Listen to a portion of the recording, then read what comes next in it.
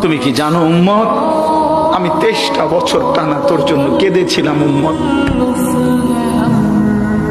আমি এমন কাঁদা কাঁদছি রে উম্মত তোদের জন্য।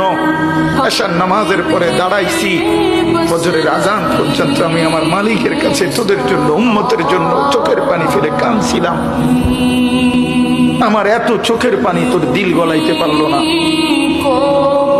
আমি তায়েফের পাথরের আঘাতে আমার পিঠটা চালনির মতো ছিদ্র ছিদ্র হয়ে গেছে রক্তে। আমি বুকে পেটে 2টা পাথর বাঁধছি ক্ষুধার কষ্টে।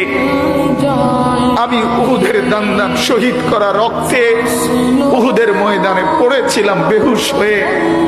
আমার ঘরের চুলায় 3 মাস রান্নার জন্য কোনোদিন চুলায় আগুন জ্বলে নাই। আমার এত চোখের পানি, এত রক্ত, এত ক্ষুধার কষ্ট, কিছুই তোর মন গলাইতে পারলো না।